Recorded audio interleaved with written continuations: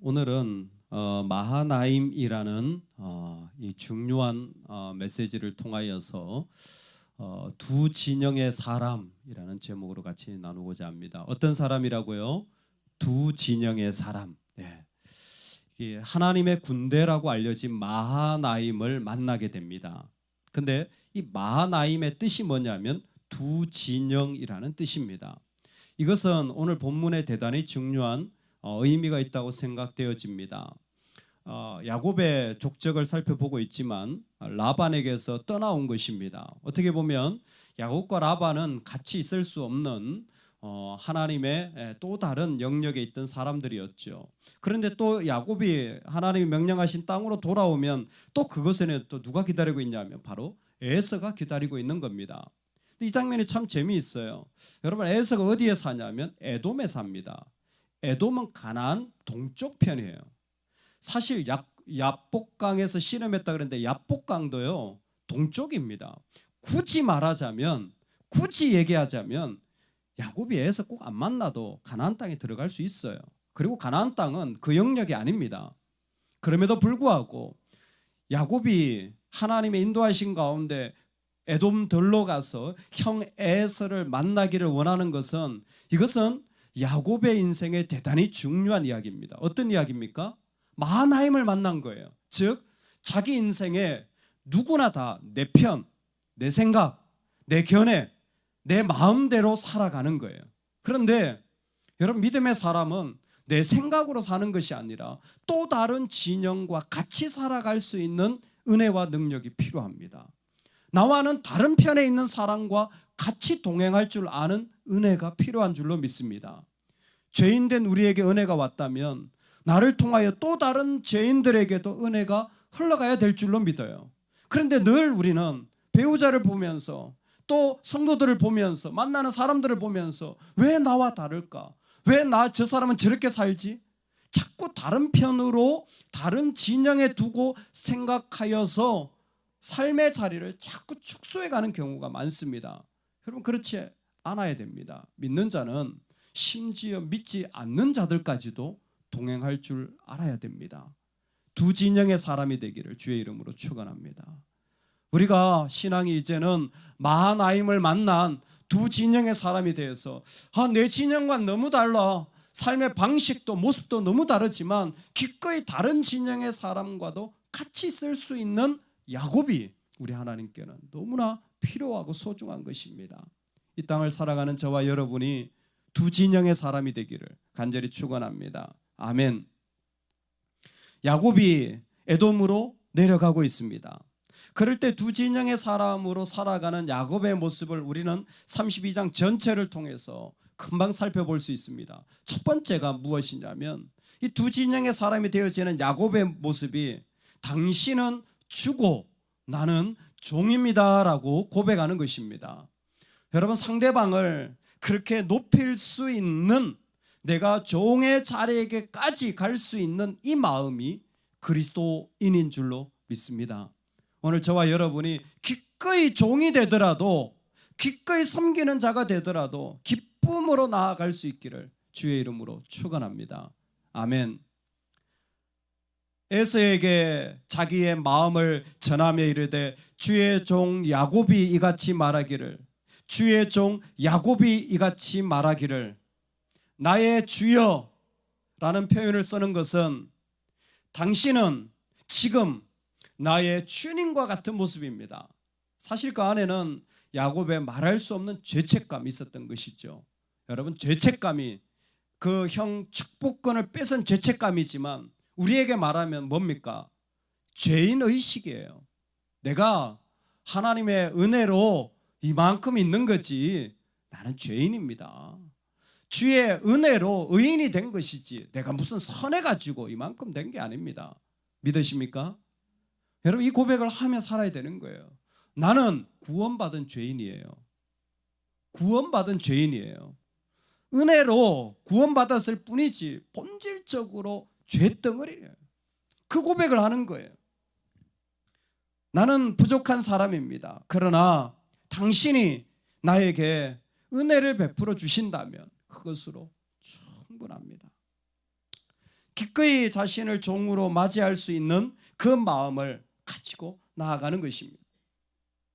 그때에 야곱은 그것이 단순히 고백뿐만이 아니라 400명이나 에서가 남자들을 데리고 온다니까 거의 뭐 전쟁 수준이 있죠. 아브라함도 300명을 데리고 가서 전쟁 이기지 않았습니까? 400명이면 어마어마한 군대입니다. 에서의 세력이 장난이 아니라는 거죠. 근데 사실 야곱은 그동안 뭐 했냐면 양이나 키우고 앉아 있으니까 뭐 상대가 되질 않아요. 이건 말도 안 되는 겁니다. 다 그냥 고스란히 다 질 수밖에 없는 자리지만 자기 때를 나누어서 보내는 거죠. 이것은 사실은 선물의 어떤 내물적인 의미도 있겠지만 아마 야곱의 전체적인 분위기를 보자면 꼭 그렇기보다는 뭡니까? 내 것이라 할지라도 당신 것입니다라는 거예요. 종은요 실제적이어야 돼요. 종은 실제적이어야 됩니다. 내가 움켜잡고 내 것이라 그러면 안 돼요. 내가 떼서 당신이 가져간다고 할지라도 그것도 다 당신 것입니다. 내 것이 당신 것이라는 인정을 하기 시작하는 것이 종의 자리에서 너무나 중요한 고백인 것입니다. 여러분 자신을 기꺼이 종의 자리에 우리가 만나는 자를 높일 수 있는 마음으로 만날 수 있기를 소망합니다. 아멘. 두 번째, 두 진영을 품은 사람은 자신을 죄된 종의 자리에 갈 뿐만 아니라 9절부터 12절까지 기도합니다. 우리 믿음으로 선포합시다. 나는 하나님을 순종하기 원합니다. 여러분 이게 우리 중심이어야 돼요. 이 중심을 잃어버리면 안 돼요. 안 그러면 사람이 나를 다 흔들어 버려요. 사람이 나한테 좀 맞으면 내가 좀 기분이 좋고 내가 했는데 내가 종까지 했는데 나한테 안 맞다 그러면 막 내 기분이 막 힘들어지는 거죠. 기분을 그날 완전히 망친 거예요. 근데 뭐예요? 기도하는 사람은 뭐가 다릅니까? 누구를 순종해요? 누구를 순종해요? 하나님을 순종합니다. 기도하는 이유는 다른 게 아니에요. 하나님을 순종하길 원한다라는 거예요. 그래서 내 조부 아브라함의 하나님, 이삭의 하나님 왜 이렇게 부릅니까? 하나님이 약속하시고 지금까지 나를 여기까지 인도해 주셨고 하나님이 고향 족속에게로 돌아가라 그러지 않았습니까? 지금 뭐예요? 말씀을 받는 거. 우리가 새벽에 이렇게 말씀을 받으면서 나는 하나님을 순종합니다. 그런데 하나님을 순종하는데 뭐가 필요해요?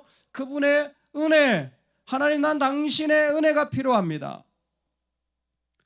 우리가 창세기를 계속 이렇게 이어가고 있는데 다른 건 몰라도 이 두 가지는 배워야 됩니다.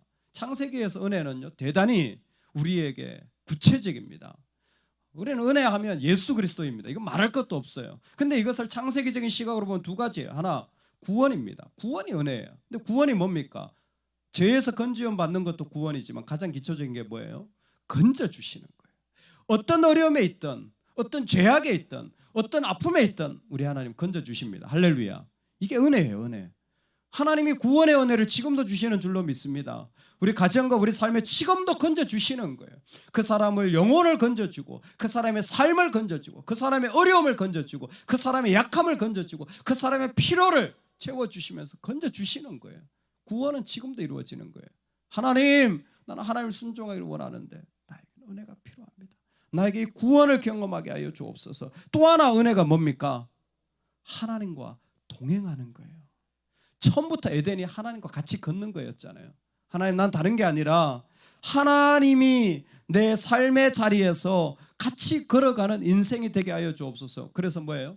약속이 복이 되기를 원합니다. 하나님 나와 같이 걸어가서 약속이 복이 되기를 원합니다. 이것이 지금의 삶에서 일어나고 있잖아요. 형의 손에서 나를 구원해 주시고 당신이 언약으로 맺은 그 모든 것들을 나에게 이루어 주옵소서. 마나임의 사람, 두 진영을 품는 사람은 기도합니다. 기도하며 자신을 기꺼이 종의 자리에 세우고 그리고 기도하며 내가 사람을 순종하는 것이 아니라 하나님을 순종하여 하나님의 은혜가 필요한 존재임을 그 가운데 고백하는 거예요. 하나님이 건져주셔야 됩니다. 하나님의 약속한 것을 이루어 주셔야 됩니다. 하나님의 은혜를 구하며 나아가는 겁니다. 그러면서도 야곱은 놀라운 부분을 우리에게 보여주는 것입니다. 그게 뭐냐면 에서의 자기의 진을 나누어서 뚝 잘라가지고 먼저 형에게 보내는 장면을 우리에게 허락하여 줍니다. 내가 주께 간구하오니 내 주의 내 형의 손에서 에서의 손에서 나를 건져내 주옵소서. 주께서 말씀하시기를 내가 반드시 내게 은혜를 베풀어 내 시로 바다에 셀 수 없는 모래와 같이 많게 하리라 하셨나이다. 하나님의 은혜를 기도했어요. 기도하고 나서 뭐 해야 되는 줄 아세요? 기도와 같이 해야 되는 게 뭔 줄 아세요? 적극적인 자세로 나아가야 돼요. 섬김의 자리로 나아가야 돼요. 이게 야곱의 놀라운 부분입니다. 기도하고 가만히 있는 게 아니에요. 그는 뭐예요? 기도와 동시에 그의 삶의 자리를 어떻게 옮겼냐면 그 때를 나누어서 보내는 거죠. 선물로 보내는 거예요. 수동적이지 않습니다. 그는 가만히 앉아 있지 않아요. 그는 오히려 그 가운데서 자기가 해야 될 자리들을 적극적으로 형에게 보내야 될 걸 보내고 또 그 가운데서 나눠야 될 걸 나누어서 번쩍하게 하는 거예요. 왜 그렇습니까? 믿음은요, 하나님의 부르신 가운데 삶을 적극적으로 살아가는. 코로나 시대에 이 부분에 참 중요합니다. 극명하게 관리되군요. 코로나니까 아무것도 하지 마. 코로나니까 아무것도 하지 마. 만나지도 말고 보지도 말고 어울리지도 말고. 맞습니다. 그래야 됩니다. 왜? 전염병이기 때문에 그래요. 그런데 로드니 제커의 책을 읽어보면 초대교회 100년 동안에 초대 막 예수님이 부활하시고 그때 이제 사도들이 사역하고 그다음에 속사도 그 제자들이 막 사역하던 때예요. 로마에 역병이 2번이나 돌아요. 대역병이 돕니다. 소위 말해 전염병이죠. 전염병이 돌아요. 한 번 딱 돌았는데 3분의 1이 죽습니다. 마치 중세시대처럼 3분의 1이 다 죽어요. 로마에 있는 사람 3분의 1이 죽어요. 근데 얼마 뒤에 다시 그 전염병이 돌기 시작해요. 근데 그게 기독교 부흥의 기회였습니다. 왜 그럴까요? 사람들이 역병에 걸리니까 두 가지 하더라는 거예요. 하나는 다 숨어요. 역병이 3분의 1이나 퍼진 이유가 뭐냐면 의사들이요, 자기 살려고 다 시골로 도망가 버립니다. 그 의사가 없어요. 당연히 사제도 없어요. 아무도 없습니다. 관리들도 다. 그러니까 이거 누가 막을 사람이 없는 거예요. 두 번째는 지식이 기본적으로 전해지질 않아요. 의사들이 없으니까. 그런데 그때 크리스찬들은 뭐 하느냐? 자기 부모를 던지고 병에 걸렸다면 자기 아들도 길거리에 던져야 되는 상황이에요. 살기 위해서는 어쩔 수 없는 거예요.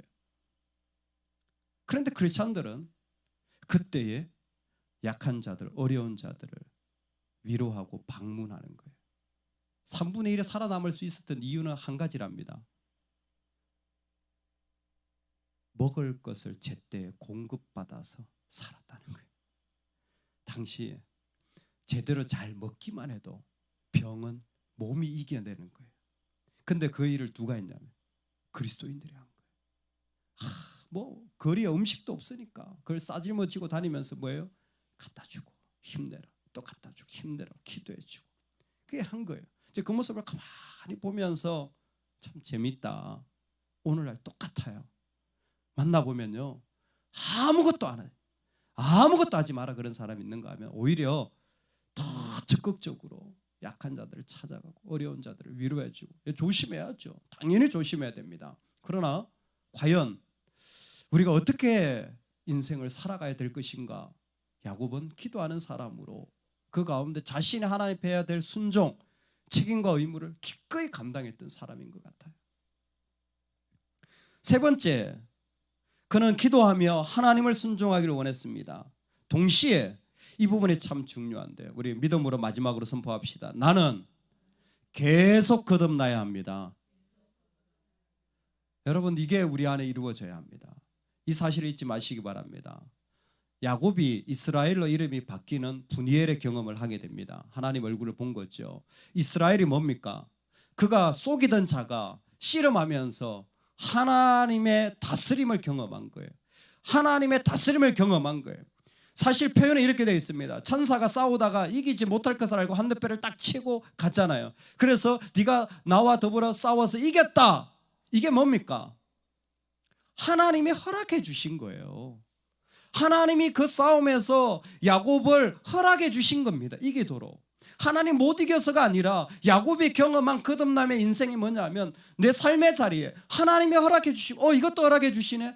이 길도 허락해 주시네. 이런 자리도 허락해 주시네. 이것도 하나님 허락해 주시네 라는 것을 경험하며 살아가는 거예요. 즉 이 사람은 인생을 살아갈수록 더 하나님을 경험하고 하나님의 새로운 길과 하나님의 새롭게 하심을 날마다 경험하는 거예요. 계속 거듭나는 사람이에요. 이 사람이 두 진영을 품을 수 있는 겁니다. 이 사람이 또 한 진영을 품고 또 품고 나아갈 수 있는 거예요. 그래서 이 사람이 정인이 되어지는 거죠. 여러분, 우리가 살아가는 인생에 이 자리가 있기를 소망합니다. 우리가 새로운 모습으로 거듭나야 돼요. 그 거듭남의 핵심이 뭡니까? 하나님이 허락해 주시는 걸 경험하는 거예요. 자기가 힘이 있어서 그것을 이룬 것이 아닙니다. 야곱은 지금 온 힘을 다하여서 힘을 다하여서 자기가 원래 거인으로 힘을 쓰던 사람이었잖아요. 그런데요, 이제 야곱은 그렇게 살지 않아요. 의지하는 절름발이로 사는 겁니다. 평생을 다리를 절어야 돼요. 그런데 어떤 하나님을 의지하라. 깨달은 거예요. 내가 하나님 허락하심을 경험하며 살아야 되는데. 그러면서 자기를 새롭게 만드는 거예요. 나는 이스라엘이야. 나는 이제 자리를 절면서 하나님 앞에 새로운 모습으로 이렇게 살아가는 거예요. 여러분, 내 모습이 달라져야 돼요. 내가 날마다 달라져야 됩니다. 내가 주의 이름에 허락하심을 경험하는 존재로 또 새로운 옷을 입고 또 새로운 영역으로 나아가고 새로운 자리로 나아가야 될 줄로 믿습니다. 오늘 이 은혜가, 두 진영을 품을 수 있는 이 은혜가 저와 여러분에게 있기를 소망합니다. 아멘. 우리 같이 한번 기도합시다. 하나님, 기꺼이 내가 종인 것을, 내가 죄인인 것을 고백하게 살게 하여 주옵소서. 그래서 내가 만나는 자를 높일 수 있게 하여 주옵소서. 동시에 나는 기도합니다. 사람을 순종하는 것이 아니라 하나님을 순종하는 자로 살게 하여 주옵소서. 무엇보다 하나님, 나는 계속 거듭나야 되는 존재입니다. 하나님의 허락하심을 경험하는 삶, 새로워지는 인생이 되게 하여 주옵소서. 우리 다 같이 이 제목으로 주여 한번 외치고 간절히 기도하겠습니다. 주여.